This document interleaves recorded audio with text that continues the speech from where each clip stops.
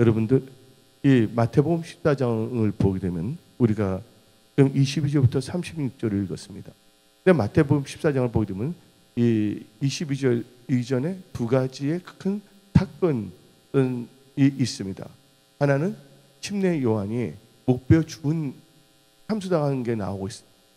두 번째는 오병이어의 기적의 사건이 나오고 있어요. 이 두 가지를 보게 되면 참 역설적인데, 하나는 인간적으로 생각해 볼 때 그 침례 요한이 못 배웠다는 것은 참 마음이 아픈 거예요. 야, 하나님을 믿는 크리스천도 어떤 경우에는 죽음이 올 수가 있구나. 그것도 뭐냐면 잘 안 믿는 사람이 믿는 사람들에게. 그러나 요한계시록을 보게 되면 자금 이후로 주 안에서 죽는 자는 복이 있다고 했기 때문에, 여기서 교훈 하나 얻는 것은 사람은 한번 태어나면 죽는 것이 하나님의 인생에 관한 법칙이고, 죽은 다음에는 하나님 앞에서 심판을 받는다는 것이에요. 그래서 침례 요한은 이 나름대로 자기 사명을 잘 감당했어요. 그래서 이 침례 요한의 그 인생은 행복한 인생이었습니다. 그리고 또 하나님께서는 그 가급한 영혼들에게 말씀을 증거하고 그들이 배고플 때 하나님께서는 이 오병이어의 기적을 베풀으셨어요. 마태복음 14장 19절을 보게 되면 너는 하나님의 기적과 능력을 하나님을 찾는 자들에게는 다 베풀으셨어요.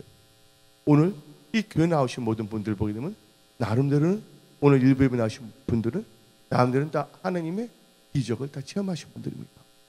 나름대로 인격적으로 하나님을 만나 본고 하나님을 경험한 분들입니다.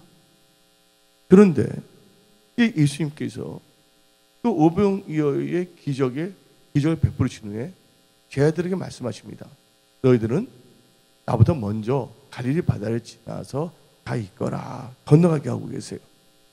그리고 오늘 본 말씀 보게 되면 예수님께서는 홀로 산에 올라가서 기도를 하고 계신 게 나오고 있어요. 보통 이제 예수님께서 제자들을 데리고 다니시는데 제자들을 갈릴리 바다를 먼저 건너가게 했어요. 여기서 이제 오늘 내가 7가지로 말씀을 썼건데, 첫 번째, 고난은 누구에게나 올 수 있다는 거 아시기 바랍니다. 그럼 오늘 본문 말씀 한번 24절을 읽어봅시다. 24절, 마태복음 14장 24절. 배가 이미 육지에서 술이나 떠나서 바람이 거슬림으로 물결을 인하여 뭘 당하더라? 고난을 당하더라. 근데 이 고난이란 것은 여러분들이 해석하는 데 있어서 역경, 위기, 환난, 시험, 어려움을 다 토한 것이에요.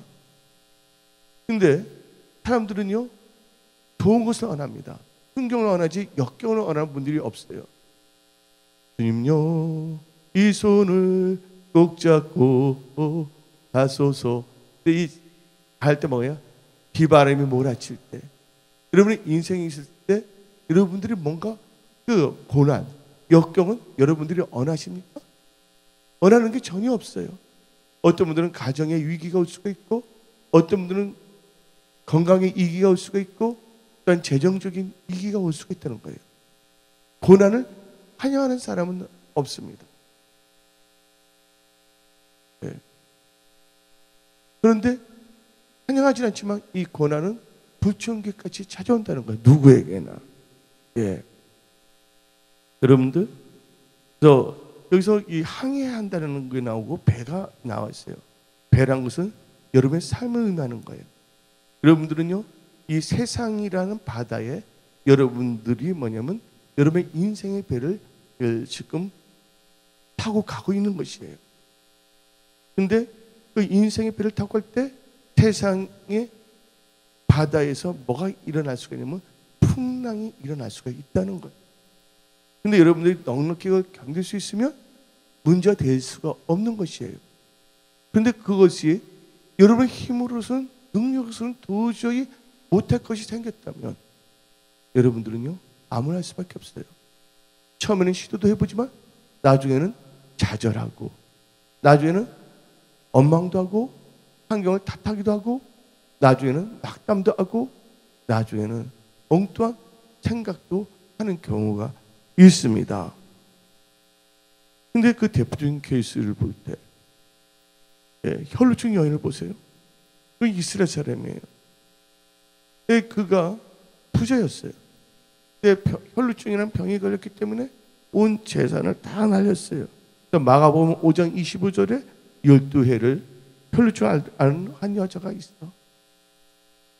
이제는 뭐냐, 병만 힘들어진 게 아니라 건강까지, 재정까지 다 잃어버렸어요. 그러면 이분은 몸이 아파서 칩시다, 케이스를. 그러면 예수를 잘 믿는 엘리야를 봅시다.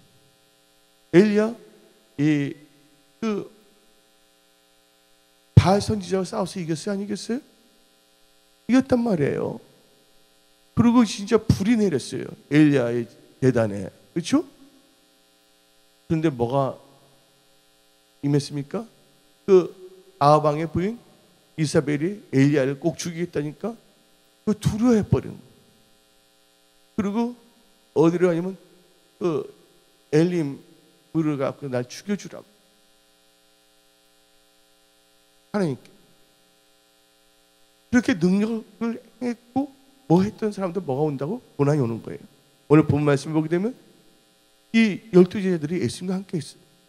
예수님과 함께 할 때 그 오병이요, 이 기적의 사건도 목도했어요. 살아있는 하나님도 체험했어요. 그럼 계속 그 기적적인 삶만 일어나면 좋잖아요. 근데 뭐가 왔냐면, 우리가 아까 본문 말씀할 때 그들에게 뭐냐면 고난이 왔다 그랬어요. 근데 단도직입적으로 말하면 고난은요 위장된 축복이에요. 고난은요 기적을 일으키는 재료라는 걸 믿으시기를 예수의 이름으로 축원합니다.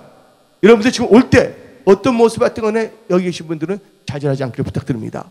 하나님께서 모든 것이 합력해서 선을 이루게 하신다는 거예요. 하나님을 경외하고 하나님만을 바라보기를 예수의 이름으로 축원합니다.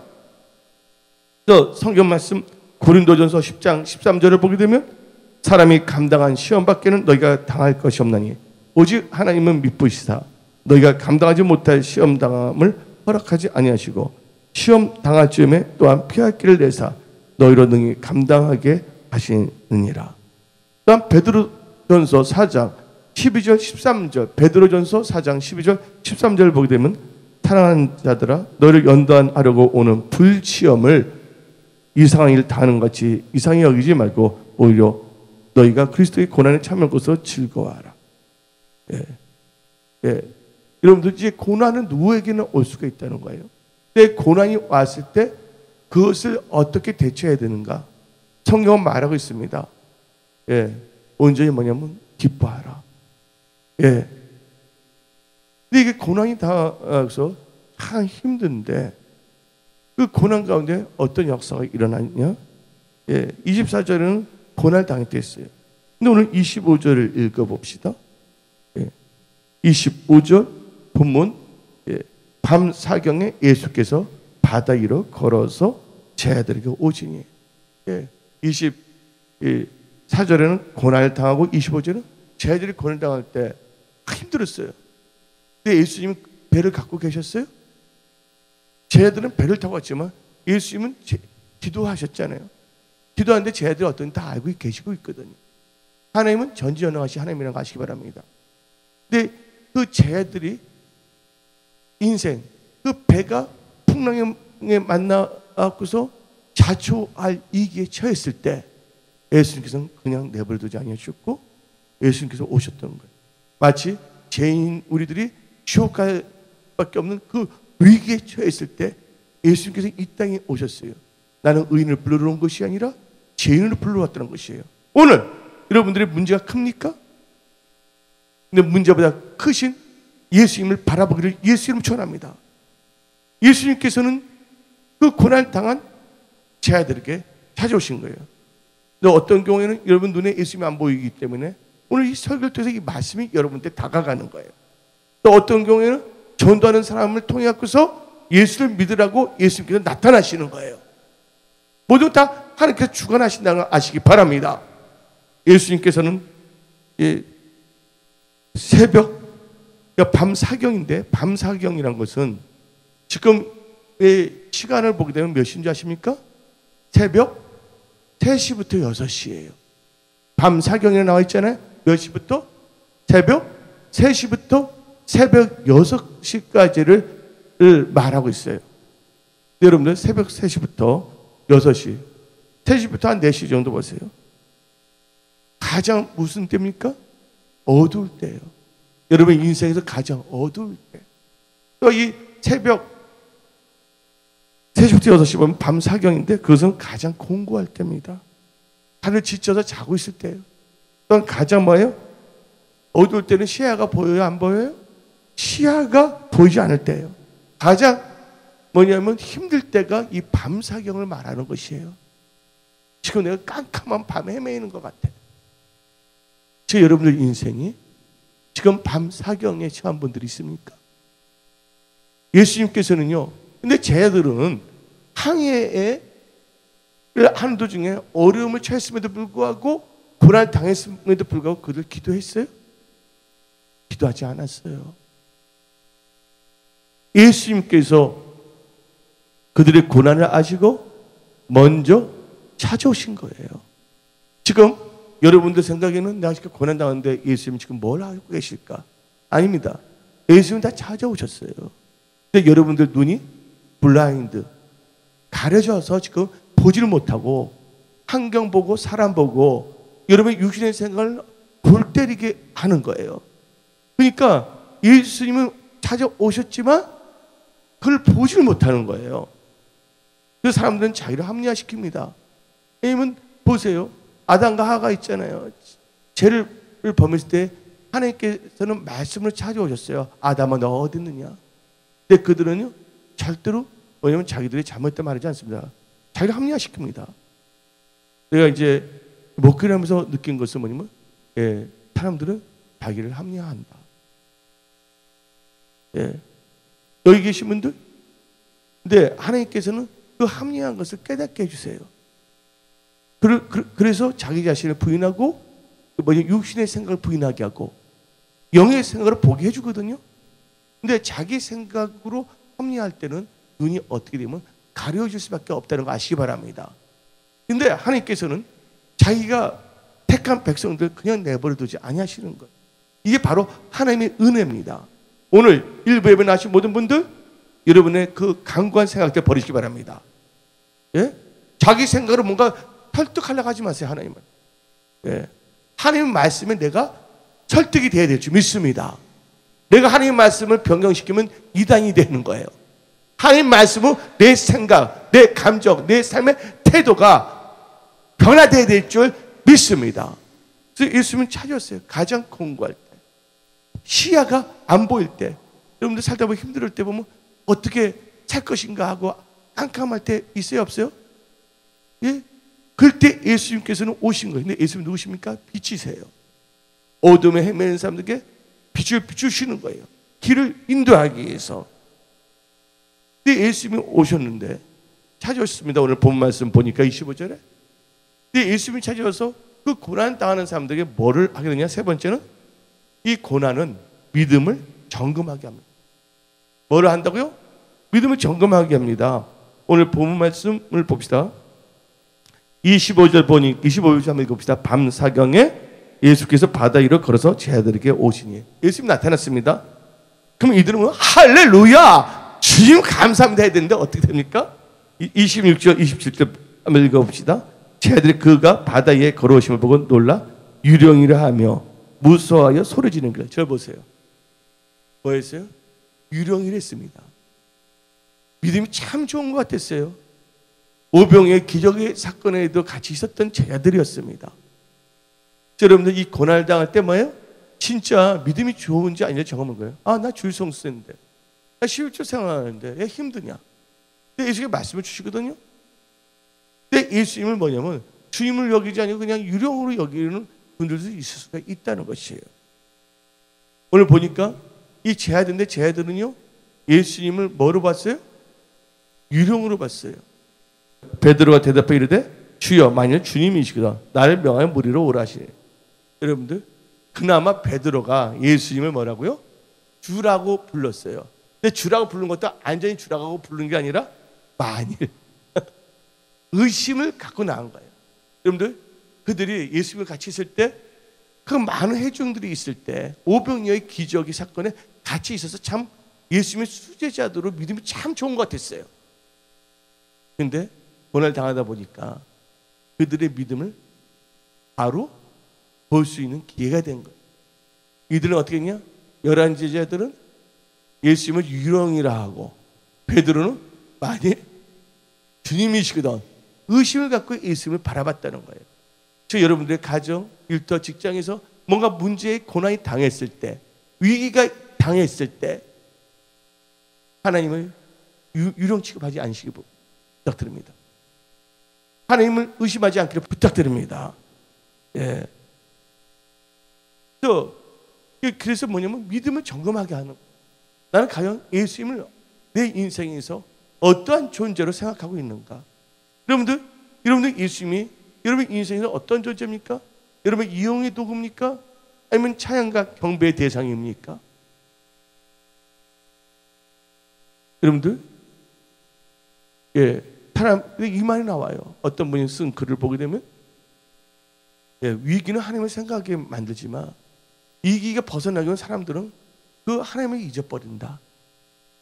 예, 힘들 때 어릴 때 하나님을 열심히 찾아요. 근데 문제 해결되어서 조금 잘 되기 시작하면 사람들은 뭘 한다고요? 하나님을 잊어버린다는 거예요. 여기 계신 분들은 다 잘 되실 분들입니다. 여러분 잘 된 다음에 다시 옛날로 돌아가지 아니하시고 하나님을 늘 생각하기를 예수님 축원합니다. 예수를 깊게 생각하며 예수님과 동행하는 그런 크리스찬들이 다 되기를 예수의 이름으로 축원합니다. 여러분들 예수님 입장을 한번 생각해 봅시다. 예수님 뭐 유령이라면 기분 나빠요, 안 나빠요? 그 말 예수님 때문에 위로받아요. 목회할 때. 진짜 제가 성도들 사랑하거든요. 어떨 때는 예수님 볼 때 예수님이 주님이신데 쟤들 유령이라고 하게 되면 황당하게 안 황당해요. 어떨 때는 황당해요. 예, 금식 기도해주고 사랑해주고 막 이렇게 하는데 나중에는 자기들 생각으로 유령 취급하고 만일 이런 걸 했을 때, 근데 인간적으로 볼 때 그렇지만 누구를 생각하고 예수를 깊게 생각하기를 예수님 축원합니다. 여러분들도 뭔가 여러분이 사업할 때 일터할 때 혹시 주위에 있는 사람들이 여러분들 예, 말로 여러분 실망을 준다 할 때 여러분들은 절대로 좌절해서는 안 돼. 예수님을 깊게 생각하시기 바랍니다. 왜냐하면 주위에 있는 사람들이 연약하기 때문에. 아멘. 여기서 또 느낀 것은 우리가 이 제자들이 참 예수님 학교 때는 참 능력 있는 제자들을 보였지만 결국은 하나님이 물 떠난 인생, 인생은 뭐예요? 다 연약하다. 여러분들은요, 여러분 자신이 연약하다는 것을 항상 자각하시기 바랍니다. 여러분들 약하기 때문에 하나님께 간구하는 거예요. 내가 능력이 있다면 안 되는 거예요. 여러분들 교만이 언제 삭든지 아십니까? 난 저 사람보다 부족함이 없어. 그때 교만이 싹 트는 거예요. 난 저 사람보다 잘났어. 내가 저 사람보다 생각이 옳아. 내가 저 사람보다 믿음이 좋아. 그게 교만입니다. 여러분들 한번 오늘 해중을 한번 생각해 봅시다. 해중들을 볼 때 아까 오병이어 해중들은 병을 고치러 나온 분들입니다. 문제를 해결하기 위해서 그냥 나온 거예요. 그들은요, 예수님이 이 땅에서 이스라엘 왕이 되기를 원했던 사람이에요. 근데 12 제자들은 뭐냐? 예수님 부르실 때 본토 친척 다 버리고 쫓았어요. 사람을 낚는 어부를 만들어주겠다 했을 때 그들은 단순히 이 세상의 것을 본 것이 아니라 천국을 바라보고 쫓아온 자들이었어요. 그건 일반 그 오병에 있는 5천 명의 그 여자들하고는 다르게, 거기는 남자들은 다르게 뭔가 생각이 달라져야 되는데 고난을 당했을 때 예, 다 나약한 인간이 나타났다는 거예요. 여기서 우리는요, 하나의 격려를 받아야 됩니다. 아, 예수님의 수제자들도 이렇게 나약했구나. 예. 야, 근데 예수님은 그 나약해진 수제자들 포기하지 않았구나. 하나님 여러분들 포기하지 않습니다. 유령 취급을 했어요. 근데 예수님이 뭐라 그랬습니까? 근데 두려워하는 거예요. 근데 쟤들이 또 나쁜 건 아니에요. 자기들의 인간적인 생각을 볼 때는 사람이 물길을 걸을 수 있어요? 없어요? 물길을 걸을 수가 없는 거예요. 근데 자기의 고정관념을 볼 때는 진짜 유령같이 여길 수가 있어요. 근데 고난, 위험을 당할 때 예수님은 물결 위를 걸었는데 물에 대해서 한번 생각해 봐야 돼요. 물은 두 가지 상징이 있어요. 너희가 성령과 물로 거듭나지 아니한다면 아버지 나라에 갈 수 없다 그랬어요. 그래서 물이라는 것은 말씀을 의미합니다. 또한 하나님께서 내가 물로 심판한다 했을 때는 뭐예요? 노아의 방주 있잖아요. 물로 심판하는 물은 뭐냐면 사망을 의미하는 거예요. 그래서 이 바로가 이스라엘 자손이 막 늘어나니까 다 나일강에 빠뜨려고 해야 안 해요. 빠뜨려 그러잖아요. 모세도 빠졌어요, 안 빠졌어요? 물은 사망이에요. 그때 그 역청으로 상자를 해서 했잖아요. 바로 방주가 모세 상자보다 크게 된 게 바로 뭐냐면 방주예요. 방주는 배가 아닙니다, 여러분들. 그거 잘 알아야 돼요. 역청, 코페르는 뭐냐면 보혈, 제사함의 뜻을 의미하는 거거든요. 속죄? 근데 인간들이 뭐냐면 물은 사망을 의미하는데 예수님께서 뭐예요? 사망의 권세가 제자들의 배를 뭐예요? 난파시키려고 했어요. 그때 예수님께서는 그 사망의 권세를 밟아버리는 거예요. 그리고 제자들이 나타난 거예요. 오늘 여러분들이 예수 믿는다는 큰 축복이라는 걸 믿으시기 바랍니다. 이 세상에서 생각할 수 있는 그런 축복이 아닌 더 큰 축복이라는 걸 믿으시기 바랍니다. 예수님을 안다는 거, 예수 믿는다는 것은 다 문제가 해결된다는 거예요. 여러분들, 저 수고하고 무거운 짐 지닌 자는 다 예수님께 오랬어요. 예수님께 다 문제 해결해 주신다는 거예요. 근데 예수님이 보고서 유령이라 했을 때 예수님께서 이 자식들아, 너 나를 무시해? 하고 말하지 않았습니다. 뭐냐? 예. 그래서 고난은 믿음을 점검하게 된다. 여러분 지금 고난당할 때 예수님은 어떠한 존재로 지금 하고 있는가? 여러분의 믿음을 점검하기를 부탁드립니다. 예. 하나님은 무능력한 하나님, 어떠면 절대전능하신 하나님, 지금 여러분의 상태를 점검하시기 바랍니다. 그런데 네 번째, 제자들이 유령이라고 말했을 때 뭐라냐? 하나님께서는요 나타나셨어요. 그렇죠? 두 번째는, 네 번째는 뭐냐면 그들을 이거 막 할 때 뭘 주냐면요, 혼동의 상태에 있을 때 뭘 주냐면 말씀을 주십니다. 여러분 지금 힘들고 어렵고 혼동의 상태에 있다면 뭘 하냐? 하나님의 말씀을 들어야 돼요. 하나님의 말씀을 묵상해야 될 줄 믿습니다. 여러분의 생각대로 생각해서는 안 될 줄 믿습니다. 그래서 네 번째 말씀을 주십니다. 27절 읽어봅시다. 마태복음 14장 27절. 예수께서 즉시 이르시되 안심하라. 이게 뭐야? 평안, 샬롬이야. 안심하라. 나 아니 뭐 하지 말라? 두려워하지 말라. 여러분들 세상의 두려움은 없어야 될 줄 믿습니다. 하나님을 경외하는 믿음은 가져야 될 줄 믿습니다. 여러분들 세상을 두려워하면 안 돼. 영어로 fear예요. 같은 말인데 하나님 입장에서는 하나님을 두려워한다는 게 경외한다는 거예요. 근데 하나님께서는 세상에서는 두려워하지 말랬어요. 왜? 하나님이 여러분과 함께 하시기 때문에. 할렐루야. 하나님께서 말씀을 주셨다는 거 네 번째. 오늘 하나님께서 여러분들 말씀을 주십니다. 여러분들 지금 고난을 당한 분들이 있습니까? 예수께서 안심하라. 내가 너와 함께 하니까 두려워하지 말라. 여러분들 문제가 큽니까? 예수님이 더 크십니까? 예수님은 전지전능하신 하나님이십니까? 아니십니까? 예. 그 모든 것들을 이제 점검하시기 바랍니다. 그리고 이제 예수께서 말씀을 주셨다면 뭐 해야 되냐? 말씀을 받는 순간 뭐냐면 예수님께 간구해야 될 줄 믿습니다. 다섯 번째 답니다. 예, 고난당할 때 뭐예요? 예수님께 간구해야 된다. 28절, 29절 읽어봅시다. 시작. 베드로가 대답해요. 하나님께 말씀 주셨잖아요. 근데 대답할 때 듣고 강에 꿀 먹은 벙어리가 된 게 아니에요.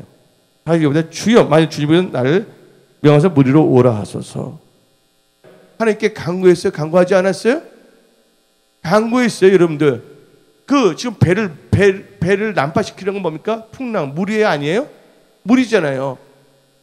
간구에 나도 뭐냐면 물을 받게 하소서. 사망 권세를 받게 하소서. 여러분들 불황, 채무 모든 거 다 밟아버리기를 예수의 이름으로 축원합니다. 그때 이 베드로가 예수님을 바라봤다는 거예요. 말씀을 의지했다는 거예요. 근데 그때 뭘 봤습니까? 환경을 바라보면서 바람을 바라보면서 다시 빠져 안 빠져요? 근데 하나님께서 다시 건져주세요, 안 건져주세요? 건져주십니다. 하나님께서 여러분들, 예. 근데 한번 봅시다. 하나님께서는 다시 간구했잖아요. 하나님께 간구하시면 어떤 역사하시냐? 하나님께서는요, 그 고난 역경을 다 해결해 주십니다. 다시 32절 읽어봅시다. 32절. 예. 14장 32절. 시작. 배와 함께 오름에 바람이 그친지라. 누가 함께 오른다 그랬어요? 배에 오르는데 누가 함께 오르니까? 예수님. 배라는 것은 여러분 꿈을 볼 때 배가 나오거나 자동차가 나오면 여러분의 인생을 의미하는 거예요. 여러분들이 배를 운전하고 있다면 여러분의 인생이야. 어떨 때는 여러분들이 배를 타고 항해한다고 여러분의 인생을 말하는 거예요.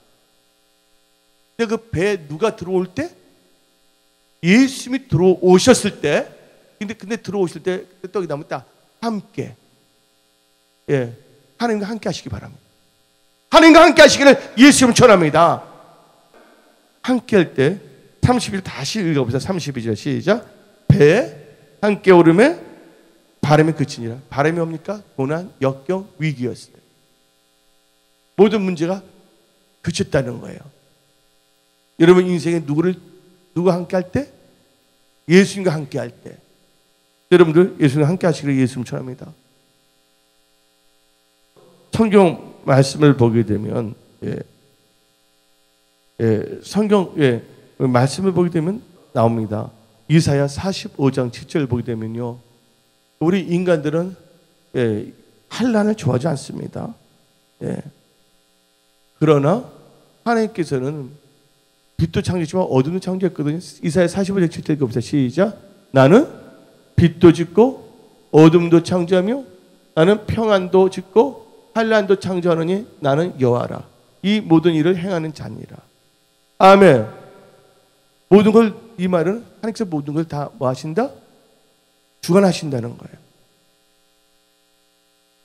하나님은 주기도 하시고 살리기도 하시고,